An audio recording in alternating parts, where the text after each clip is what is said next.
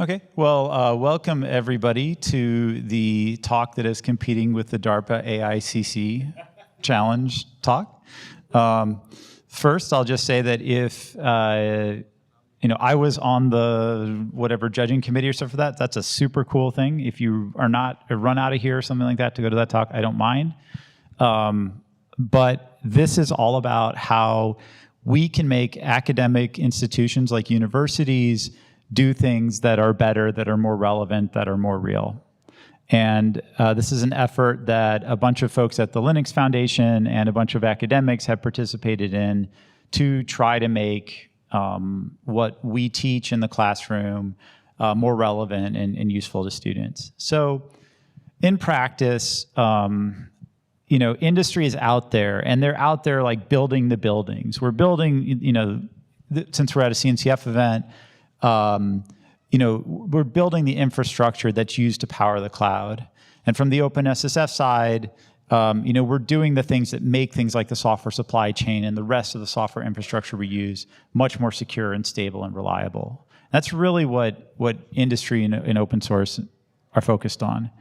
And there's this perception that academia is teaching things that are up in the clouds, that are a little disconnected from reality. And I hear stories sometimes of, oh yeah, my introductory computer science class was in Ada, or I learned about network and distributed systems because our university got handed down some old like Spark station cluster from somewhere, and that is about like 7 or 8 years old. It's not that old of a story.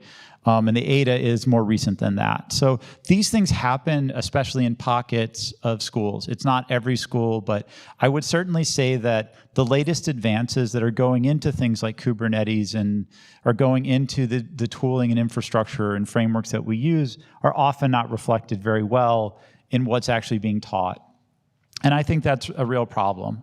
And so the goal of Linux Foundation is they've started new programs to try to make academic education more relevant, to try to do a little bit of a nudge to say, if you want to teach about things that are relevant to software supply chain security, here are things we think are important that should be covered.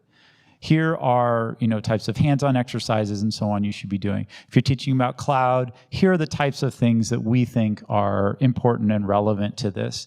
And this has been done in coordination with also like professors and educational experts who actually work and teach and do these things. This isn't just the Linux Foundation coming up with its wish list of, hey, use all Linux Foundation products. This is like professors looking holistically at the space and working with the LF to do it. And so there are actually 2 different types of certifications that your university or institution could potentially go and get today. There's the first 2 that the Linux Foundation has launched. One is out of the Cloud Native Computing Foundation, and this focuses on like cloud native fundamentals and how different aspects of clouds work, and basically are you explaining things like containerization and service meshes and all this other type of stuff to your students.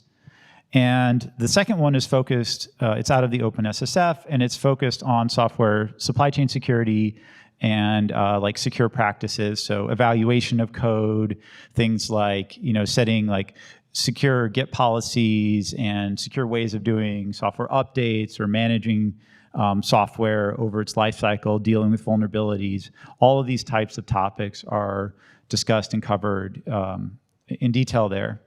And so if you want to fill out an application for this, I say this because I know I filled one of these out. You provide a bunch of basic information about your school, which is really easy to find. It's name of the school, about how many students you have, which programs this is going over. And then for each of the CNCF and the OpenSSF, which by the way, you do those effectively separately, you go and explain how you cover 10 general topic areas.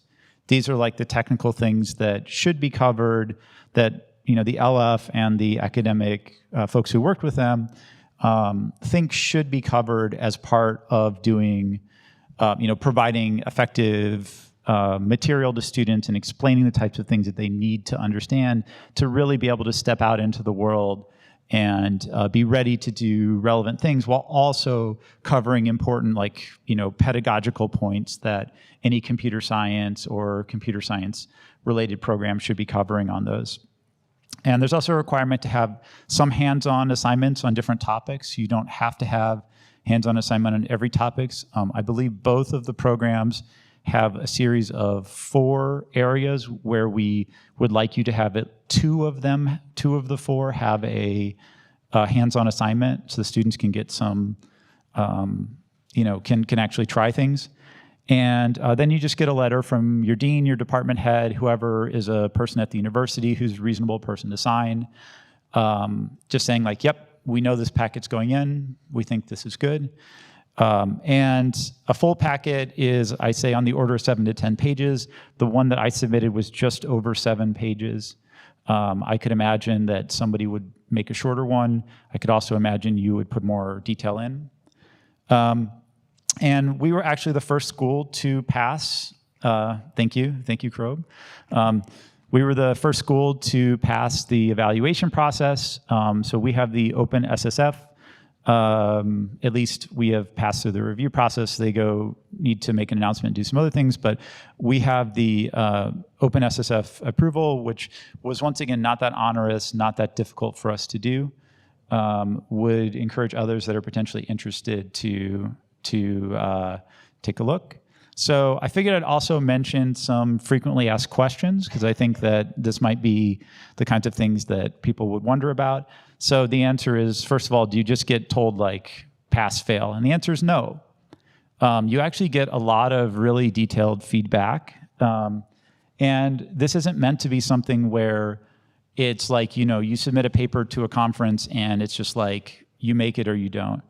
It's much closer to what you'd expect from a journal that's very interactive, where you give us some things, and then some things will say, yes, you pass, here's some feedback for you. Some things will say, sorry, you're way off. But most things that have some problems would say, well, here's some suggestions for how to get to a better revision of this. Can you take a look at this and integrate these things?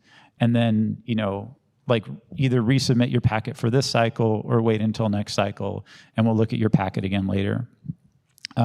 Do we expect perfection? Absolutely not. This isn't something where you have to hit everything, every point, exactly, completely well and stuff like this. The idea is to, have something that's like kind of sufficiently close to what's happening in practice and so on. And then we can basically go and help people to get further along.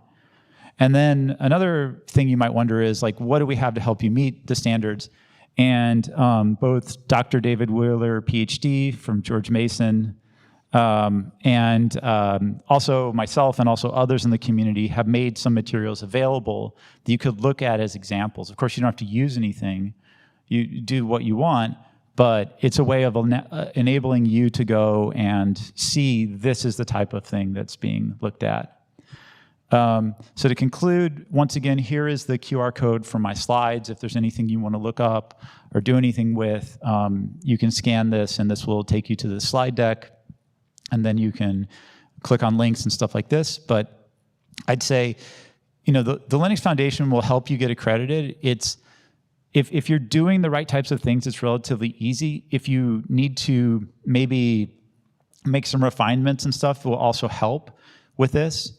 And I think this is really positive thing, especially, if you want to market this as something for your school, as we have this, we're one of a limited set of universities that is teaching things that are rigorous in this way, that's been validated. And there's 2 different programs available, one for cloud and one for supply chain security. You don't have to do both. You could just do one like we did. At some point, we might go for the cloud certification. I put a link in my slides to the actual program. And also, if you have any questions individually for me, feel free to reach out. I'm happy to help. So with that, thank you very much.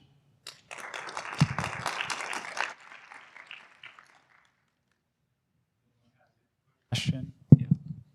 From your perspective, what would the benefits be both a enterprise trying to get talent, but also for students to go through a program that has this accreditation?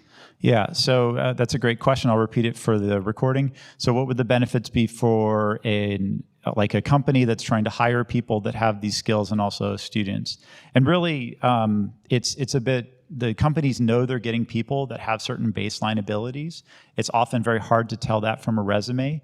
And students get a bit more hands-on and a bit more applied and are working with more relevant things.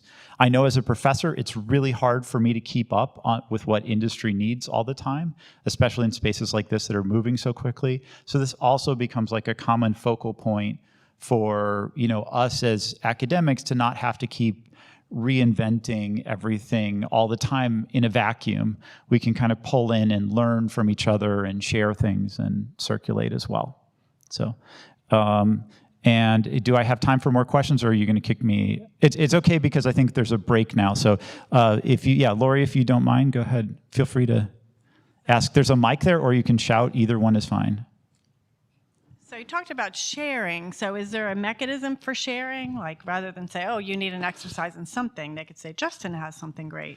Yeah, so we have a site where the information is, and we also, in addition to this, like when we give feedback, or at least the one person who has so far received meaningful, well, there's actually two people that have received feedback. In both cases, when the feedback was given, materials were also given as part of that. But we'd be willing to do this in you know, a more structured way. If we get 100 of these applications, there will be a website and there will be more formulaic. But right now, it's been more individualized. So if you become certified, do you become part of the sharers? If you like, you're welcome to. We would love to have anybody who's certified provide materials, or even if you're not. If you think you have something that's useful to the community, then definitely, like, we would like to be a conduit to get materials out to more institutions. I know I have a lot of my introductory security materials are used at different institutions. And you know, that sort of happened organically as you make things and people ask you for copies. And we want this to be another way to get new materials out, because wouldn't it be great to hear about the amazing things that are happening with like all that like cross regulation matching, like I forget the name of the framework you have, but it's wonderful. PSCRIM. Well, I would love to, you know, be able to get all that out and not have to make my own slides and butcher parts of it and get little things wrong and so on. So it's just better for us all to share.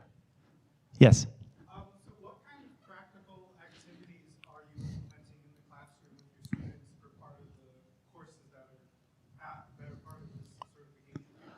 Right. Okay. So specifically for OpenSSF, the ones that I can remember that I have in my packet deal with things like they have to set up a whole bunch of controls on version control systems and set up build systems with specific controls, and they have to do things like set up a reproducible build and a few other things like this as part of like making software. So they have to go through and they have to do like